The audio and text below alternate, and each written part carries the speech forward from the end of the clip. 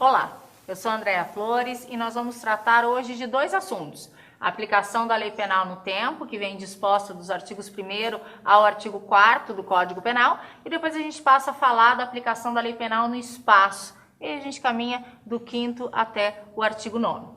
Quando a gente fala em aplicação da lei penal no tempo, nós estamos transitando por uma área tão importante que a gente vê aquela redação do Código Penal também prevista na Constituição Federal, falando de 3 princípios que, portanto, a gente pode chamar de princípios constitucionais: princípio da legalidade, princípio da anterioridade e princípio da reserva legal.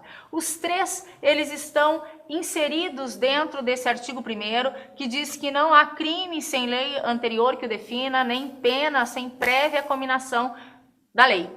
Na verdade, quando a gente fala de princípio da legalidade, nós queremos afirmar que só a lei é que pode definir um crime, só a lei que pode cominar uma pena. Assim, nós estamos dizendo que não é fonte formal direta, mas sim indireta, a analogia, os costumes, a jurisprudência, elas podem vir auxiliar a lei, mas eu não posso definir um crime através de costume, eu não posso definir um crime através da analogia.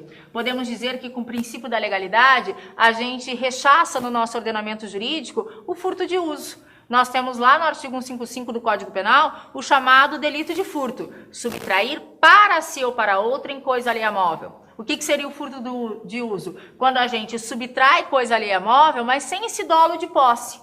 Já que nós não temos definido no Código Penal o furto de uso, eu não posso usar da analogia para criar esse furto de uso no ordenamento jurídico. Consequentemente, nós teremos aí uma violação do princípio da legalidade. Então, só a lei é que pode definir um crime.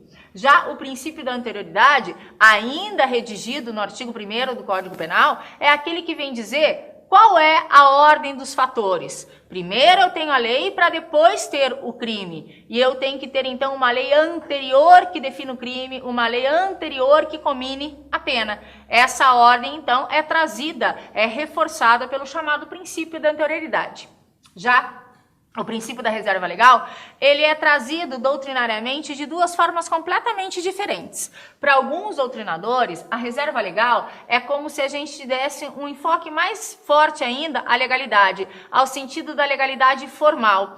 Significa dizer que, quando eu digo que só a lei é que pode definir crime, não é qualquer lei, seria uma lei ordinária federal. Eu não posso ter a criação de um crime, a definição de um crime, através de medida provisória, eu não posso ter a definição de um crime através de uma lei municipal ou estadual. Isso seria o reforço da reserva legal ao chamado princípio da legalidade.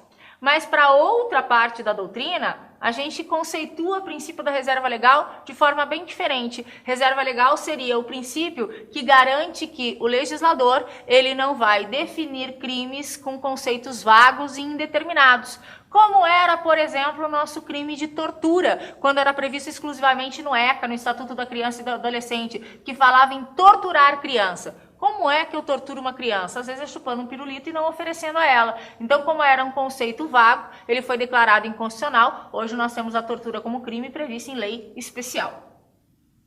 Mas ainda a respeito desses princípios, então, eu posso dizer que o princípio da legalidade, ele traz 4 premissas. Proibir a retroatividade da lei penal, e a gente vai ver aqui que nós estamos falando especificamente, né, da lei penal incriminadora.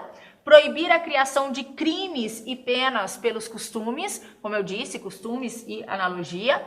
Proibir o emprego da analogia para criar crimes, fundamentar ou agravar penas. Então, a analogia, ela não pode ser usada em prejuízo do réu no direito penal, não pode ser uma analogia em malam partem, só aceitamos a analogia em bonam partem no direito penal. E não podemos confundir analogia com interpretação analógica. Essa é permitida em direito penal, porque são aquelas situações em que o próprio legislador me autoriza a ir além através de uma expressão genérica, ou outra forma, outro recurso. Então ele está dizendo, ó, julgador, pode fazer aí a sua comparação.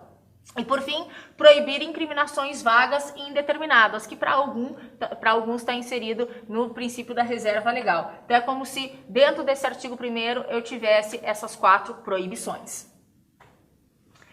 Esses preceitos constitucionais, como eu disse, por isso princípios constitucionais, vem inserido no artigo 5º da Constituição Federal. A lei penal não retroagirá salvo para beneficiar o réu, né, para beneficiar o agente. Então a gente vai ver que sempre a lei que tem movimento no tempo é a lei mais benéfica, e a redação do artigo 1º que está exatamente transcrita no artigo 5º da Constituição Federal. Não há crime sem lei anterior que o defina, nem pena sem prévia cominação legal. Por isso que a gente está tratando, então, de 3 princípios constitucionais.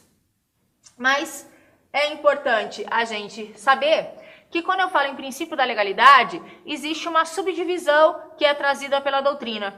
A legalidade formal, como eu falei, ou chamada mera legalidade, é aquela que determina que a gente faça obediência aos trâmites legislativos. Então é necessário que para uma lei tratar de matéria penal, ela respeite todo aquele processo legislativo que está previsto na Constituição Federal. Por isso que a gente pode dizer que uma lei municipal e uma lei estadual não podem definir crime.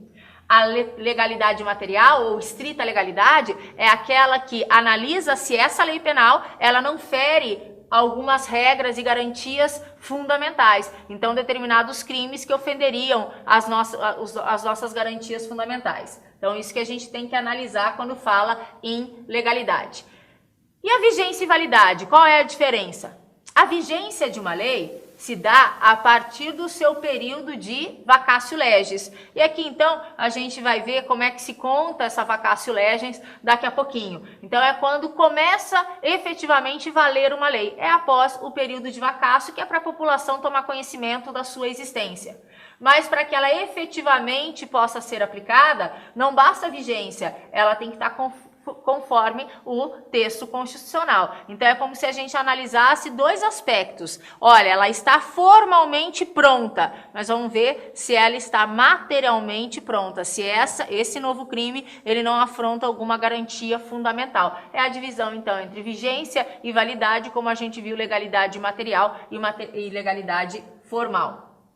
Tempo inicial de aplicação dessa lei. Ela entra em vigor após a vacatio legis. Pela LIC, Lei de Introdução ao Código Civil, normalmente a vacatio legis se dá 45 dias depois da sua publicação. Mas é possível que o texto penal traga alguma modificação. Então tem que estar expressamente previsto naquela lei. Ela pode entrar na data da sua publicação, ela pode entrar 90 dias depois, 120 dias depois. Então depende muito da consistência dessas alterações no ordenamento jurídico, que é justamente para que a população tome conhecimento de que uma nova lei penal está surgindo. Há uma divergência doutrinária acerca da possibilidade de se aplicar uma nova lei, se ela for melhor, mesmo ainda no seu período de vacatio legis. Mas é lógico que por uma segurança jurídica, o melhor é que a gente espere e depois ela vai ter a sua retroatividade. O cálculo dessa vacatio legis, então, é trazido pela própria lei, normalmente no último dispositivo legal, ela diz quando entra em vigor essa lei. O princípio da reserva legal, como eu disse, é aquele que garante para a parte da doutrina que nós não podemos falar simplesmente numa lei para definir crime ou para cominar penas. Ela tem que ser estritamente uma lei que possa trabalhar com matéria penal. Nós tivemos 2 casos na história em que se tentou criar crimes através de medida provisória, crimes contra a ordem financeira, e aí foi declarada inconstitucional. Hoje está expresso na Constituição Federal, lá no artigo 62, parágrafo 1º, inciso 1º, que medida provisória não pode disciplinar matéria penal. O que pode é a medida provisória vir a favor do réu, trazer algum complemento da lei para a lei penal que venha beneficiar o réu, como aconteceu com o porte de arma, né? A posse, melhor dizendo, que teve um período prorrogado aí de vacatio legis em virtude de uma medida provisória. Mas quando a gente fala de lei penal no tempo, pode surgir aquilo que nós chamamos de conflito da lei penal no tempo. E aí, então, nós vamos ter um fato praticado durante a vigência de uma lei e uma sentença que precisa ser dada na vigência já de outra lei. Essa extratividade, a gente vai ver qual lei se movimenta no tempo, e essa extratividade ela pode aparecer de 2 formas. Ou em forma de retroatividade, e aí significa dizer que aplica-se a lei a um fato ocorrido antes da sua vigência, então é a lei nova que vai retroagir. Ou então pode surgir a ultratividade, que é a aplicação de uma lei após a sua revogação, mas porque o fato foi praticado durante a sua vigência. É quando uma lei antiga, ela ressurge para ser aplicado a um fato que ocorreu durante a sua vigência. Então aqui, ou a gente vai falar em retroatividade ou em ultratividade. Lembrando que retroatividade é se eu movimentar a lei nova, ultratividade é se eu movimentar a lei velha. Mas, para que a gente saiba exatamente se tem um conflito de normas no tempo, é necessário saber quando que o crime foi praticado.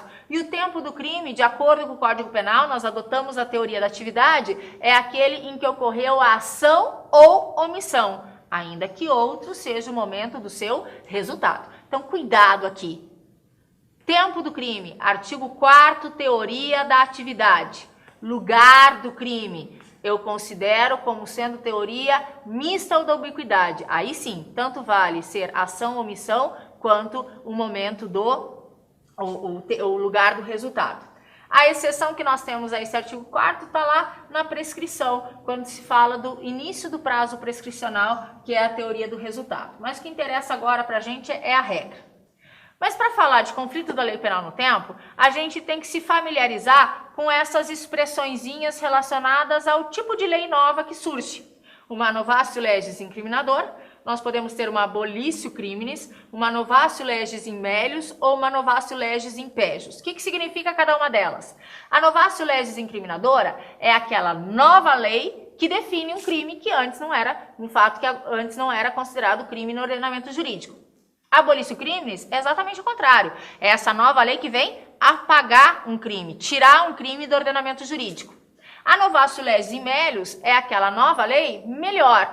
Vem trazer um atenuante, uma causa de diminuição, uma possibilidade de progressão de regime, qualquer benefício ao réu. Já a novatio legis in pejus é aquela nova lei que prejudica de alguma forma o réu. Prejudica sem trazer um novo crime ao ordenamento jurídico, aumentando a pena, uma qualificadora, uma causa de aumento, uma agravante, proibindo um determinado benefício. Então, quando a gente fala em novatio legis, a gente tem que primeiro classificar em uma dessas aqui. O que precisamos saber?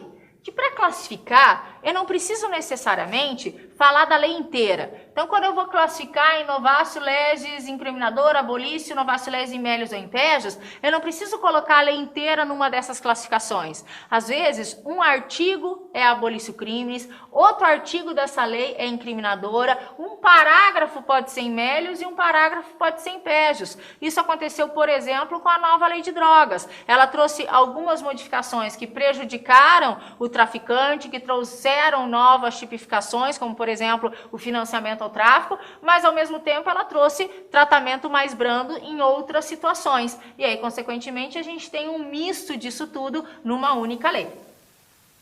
Mas, para que a gente possa entender esse conflito da lei penal no tempo, a gente precisa vislumbrar o seguinte. Nós temos uma lei A, que é a lei antiga, e na vigência dela ocorreu um fato ou ocorreu um crime. Agora, então, passado o período de inquérito e processo, nós temos uma nova lei que define isso tudo, que trata disso tudo, e agora, então, o juiz ele precisa dar uma sentença, uma decisão. Não necessariamente uma sentença de primeiro grau, às vezes a gente já está lá na execução penal e ele precisa decidir acerca de um benefício. Então, é como se nós tivéssemos aqui, né, um divisor de águas. Até aqui estava a lei A, agora nós temos a lei B. O que eu preciso analisar para falar da movimentação das leis da extratividade? Eu preciso ver qual é a mais benéfica.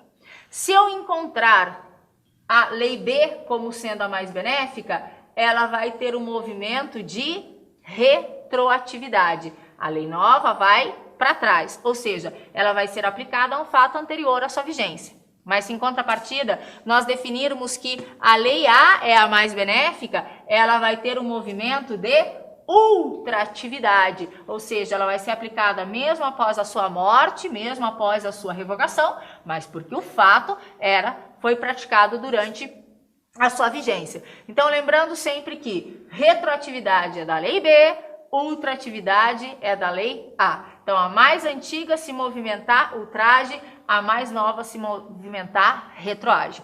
Qual é que vai ter o movimento? Eu tenho que olhar no caso concreto e ver qual é a mais benéfica.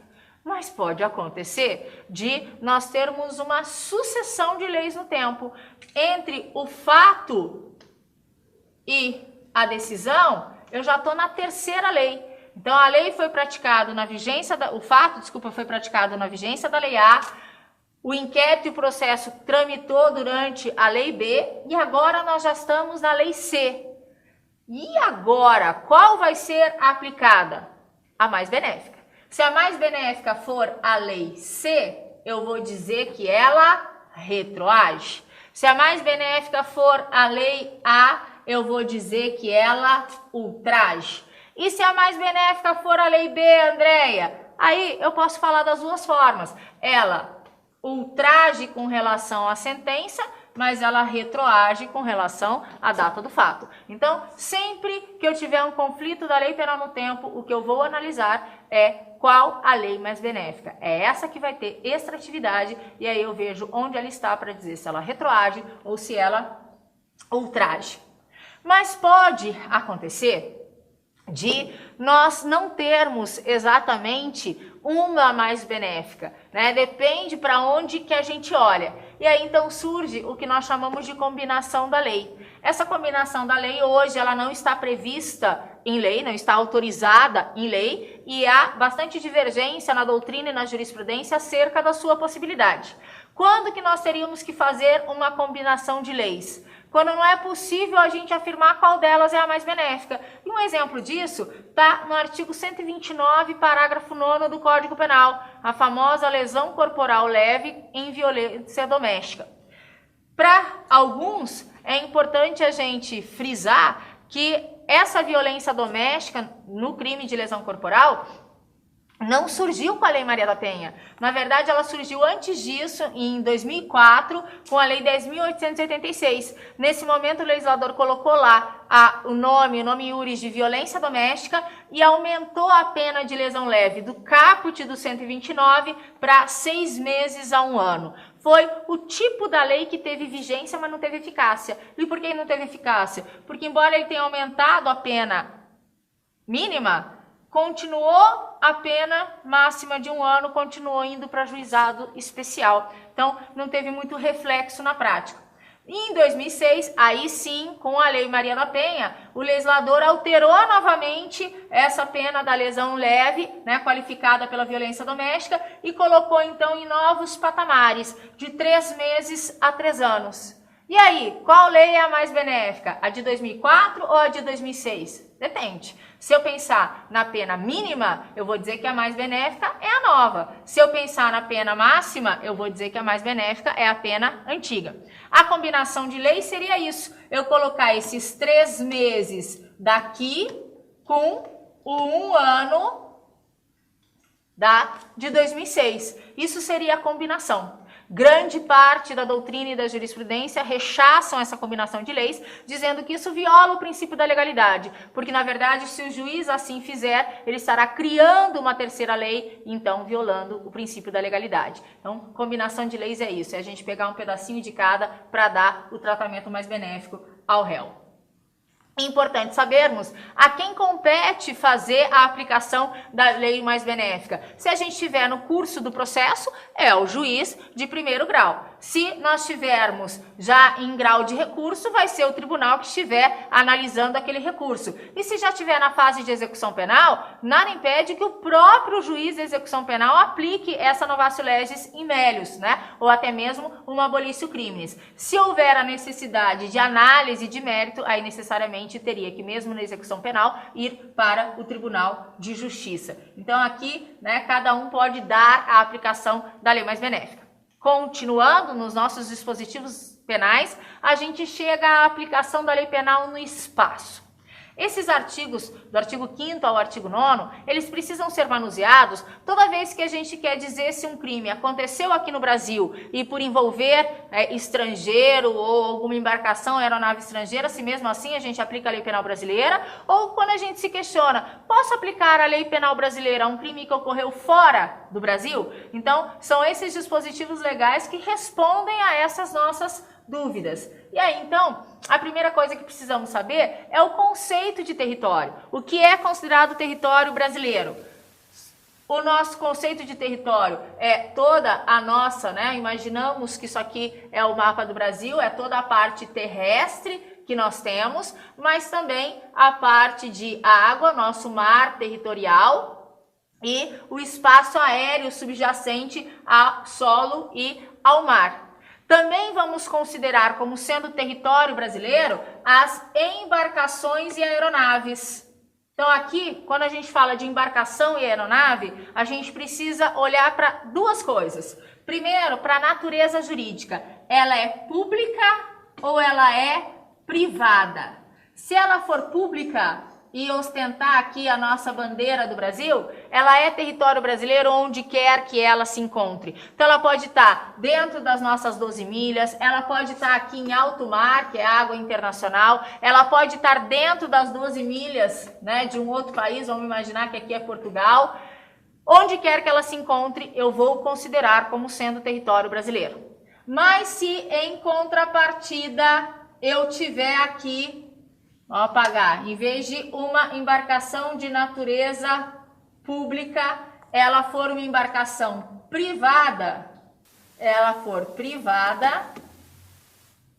aí nós temos a seguinte regra no artigo 5º. Ela vai ser considerada território brasileiro até que ela entre em território estrangeiro. Então, se a embarcação for privada e brasileira, ela está aqui nas nossas 12 milhas, território brasileiro. Ela está aqui em alto mar, território brasileiro. Opa, ela entrou aqui nas 12 milhas de Portugal. Então, agora é território estrangeiro.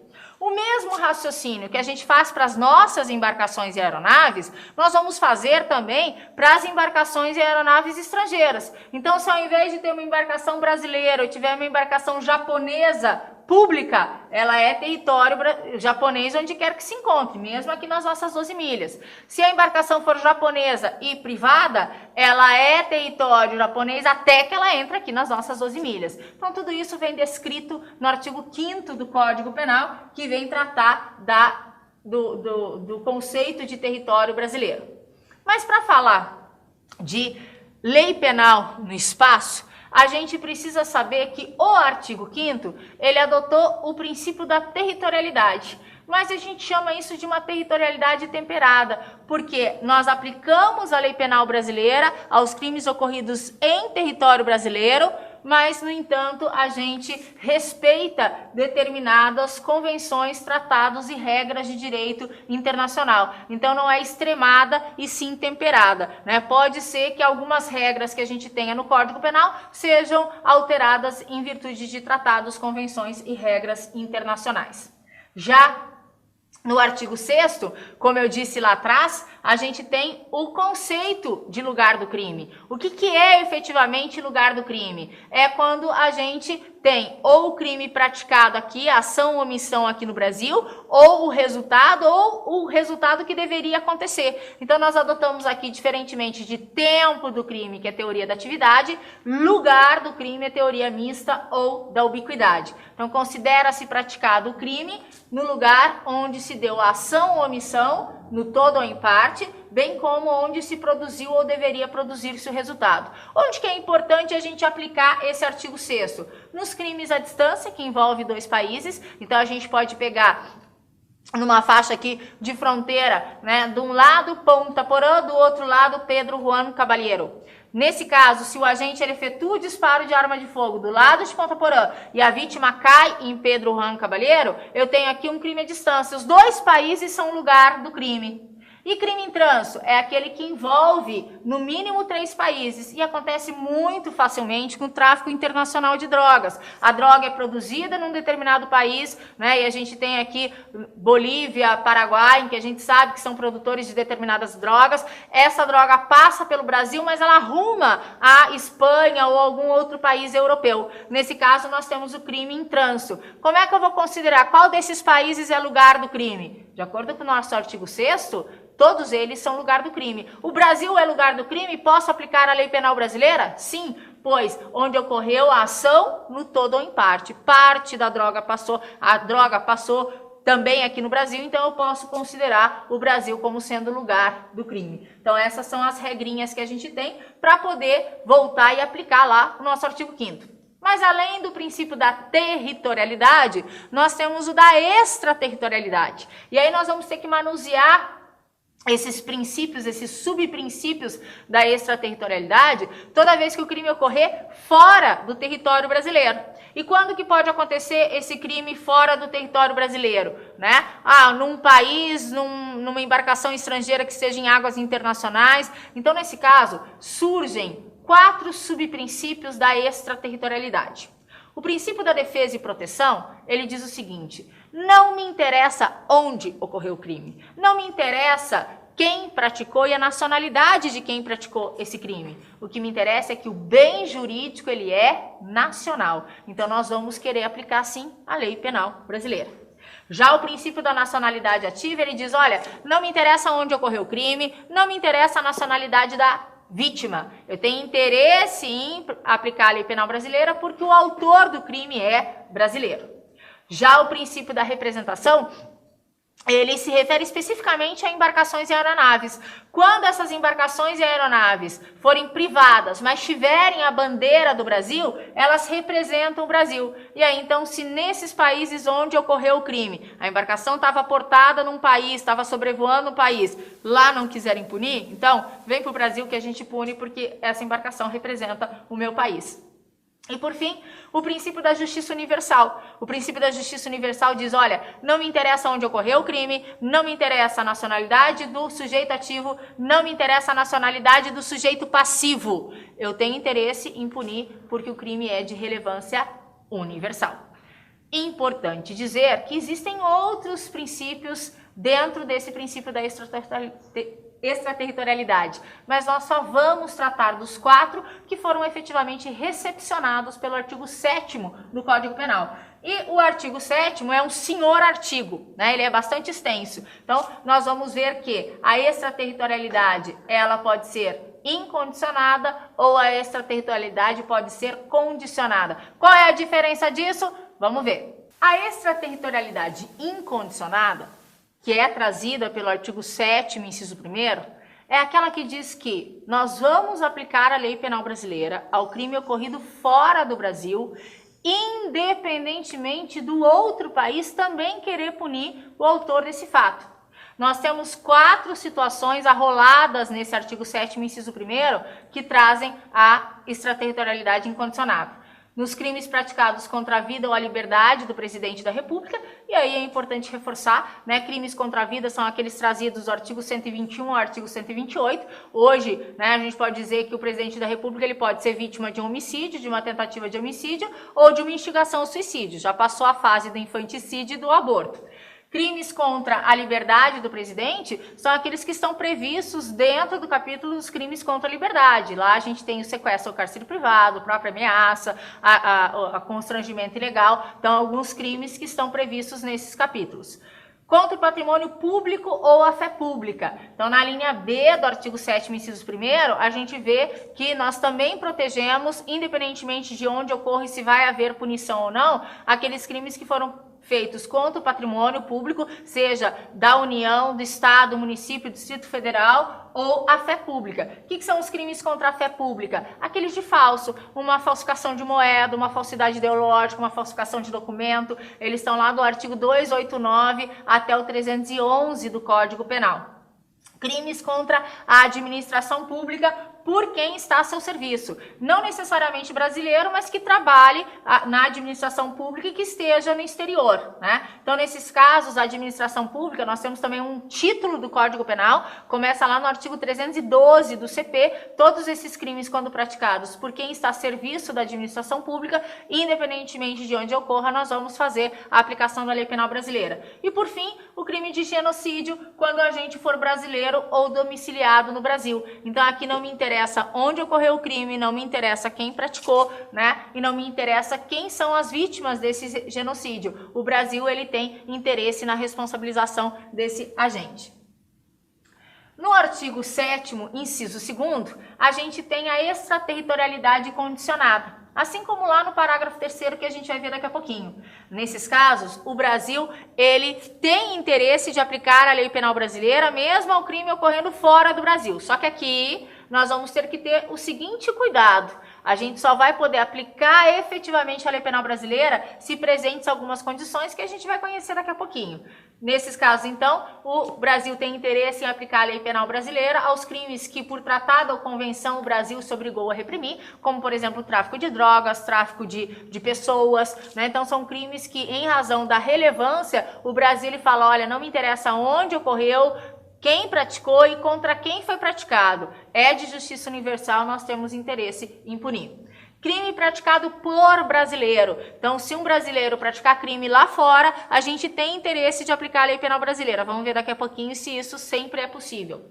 Crimes praticados em aeronaves ou embarcações brasileiras, mercante ou de propriedade privada, então natureza jurídica privada, quando em território estrangeiro, e aí não sejam punidos. Então, a prioridade é daquele país onde a embarcação estava. Se lá não quiser punir, a gente vem em segundo plano, porque ela representa o nosso país. Então, vejam que se a gente pegar aqui essas alíneas do inciso 1º, a gente tem todas elas aqui, A, B e C, respeitando o princípio da defesa e proteção. A linha D, ela incorpora o princípio da justiça universal. Já aqui no inciso 2º, a linha A, que por tratado ou convenção o Brasil se obrigou a reprimir, é justiça universal. Crimes praticados por brasileiro é a adoção do princípio da nacionalidade ativa, e os crimes praticados em aeronaves é a adoção do princípio da representação.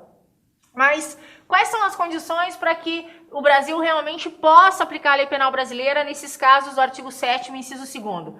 Primeiro, entrar o agente no território nacional. Essa talvez seja a mais importante. Então, significa dizer que o agente ele pratica o crime lá no estrangeiro, né, um brasileiro, por exemplo, e ele tem que fugir aqui para o Brasil. Porque se lá começar a ser processado e punido, o Brasil já não pode mais fazer nada. Segunda condição, ser o fato punível também no país em que foi praticado. Então, nesses casos, a gente precisa, né, que aquele fato também seja crime lá. Então, por exemplo, alguns países que liberam o uso de drogas. Se o brasileiro for lá consumir droga, voltar para o Brasil, ele não pode ser punido, mesmo adotando aqui o princípio da nacionalidade ativa, crime praticado por brasileiro no estrangeiro. Por quê? Porque lá não é crime, né? A mesma coisa com relação ao aborto. A gente sabe que alguns países já legalizaram a prática do aborto. Então, não poderia uma brasileira voltar e ser punida aqui no Brasil. Terceira condição, estar o crime incluído entre aqueles pelos quais a lei brasileira autoriza a extradição. Para simplificar, a lei brasileira só não autoriza a extradição em crimes políticos. Quarta condição, não ter sido agente absolvido no estrangeiro ou não ter cumprido a pena. Então é aquilo que eu disse, o outro país não pode ter processado ou aplicado a pena, porque isso vai impedir que o Brasil o faça. E a última condição, não ter sido agente perdoado no estrangeiro ou, por outro motivo, não estar extinta a punibilidade segundo a lei mais favorável. Aqui é importante sabermos que, para que efetivamente possamos aplicar a lei penal brasileira, é necessário que estejam presentes as cinco condições concomitantemente. Faltou uma, não posso aplicar mais a lei penal brasileira. Ainda com relação à extraterritorialidade condicionada, a gente tem a situação prevista no parágrafo 3º do artigo 7º, que é um crime cometido por estrangeiro contra brasileiro lá no estrangeiro. Então, nesse caso, nós temos interesse, de novo, de aplicar a lei penal brasileira face ao princípio da defesa e proteção. O bem jurídico é nacional. Só que aí, para que a gente possa aplicar a lei penal brasileira, eu preciso daquelas 5 condições vistas agorinha, que estão arroladas no parágrafo 2º, mais essas 2 condições. Não ter sido pedida ou ter sido negada a extradição. Então, aquele estrangeiro veio para cá, ou o país dele não pediu extradição, ou nós negamos. E ainda, ter a requisição do ministro da Justiça. Olha aqui, uma forma de ação penal pública condicionada. Não a representação, que é a mais comunzinha, a requisição do ministro da Justiça. Então, é o ministro da Justiça que vai ver a conveniência diplomática de realmente querer a punição nesses casos, né? Às vezes é melhor a gente deixar que aquele país aplique a lei penal estrangeira. Mas vamos imaginar que o crime tenha sido praticado no estrangeiro por um brasileiro ou por alguém que agora mora aqui no Brasil. e eu quero dar eficácia a essa lei, a essa sentença estrangeira aqui no Brasil. O que eu preciso? Via de regra, nós só precisamos de uma tradução juramentada. Então, um brasileiro morou um tempo nos Estados Unidos, agora aqui ele pratica um crime e a acusação pretende demonstrar que ele é reincidente, que ele já havia sido condenado irrecorrivelmente nos Estados Unidos. Eu pego essa sentença e traduzo por tradução juramentada. Ela vai ter eficácia aqui. Porém, de acordo com o artigo 8º do Código Penal, em duas situações não basta a tradução. Eu preciso da homologação e essa homologação é feita pelo STJ. Cuidado, era o STF, agora é o STJ quem homologa a sentença estrangeira. Em que situações que eu preciso dessa homologação? Para obrigar o condenado a reparar o dano ou restituir, né, os bens ou outros efeitos civis, ou sujeitá-lo à medida de segurança. Então vamos imaginar um brasileiro que vá passar suas férias num país da Europa, lá ele aluga um carro, provoca um acidente de trânsito. Foi condenado lá, então nós não podemos mais aplicar a lei penal brasileira porque a lei estrangeira foi aplicada. Mas agora ele precisa reparar o dano à vítima. O patrimônio dele está aqui no Brasil. Então eu preciso pegar essa sentença, traduzir, homologar para que ela tenha efeito no Brasil. A outra situação, vamos imaginar que um brasileiro inimputável pratique um crime no estrangeiro. A família quer que ele cumpra a medida de segurança aqui no Brasil. Então, para que essa sentença estrangeira tenha validade aqui, eu preciso também da homologação do STJ. Por fim, a gente pode ter algumas situações, como do 7º, inciso 1º, ou até mesmo daqueles casos de crime à distância ou crimes em trânsito, em que duas penas podem ser aplicadas. Nada impede que num crime praticado contra a vida da presidente da República, a gente tenha ocorrido no estrangeiro, a gente tem a aplicação da lei estrangeira e a aplicação da lei penal brasileira. Nesses casos, vamos imaginar que o agente ele receba duas condenações, lá no estrangeiro e aqui. O que nós vamos fazer? Necessariamente utilizar essa regrinha do artigo 8º.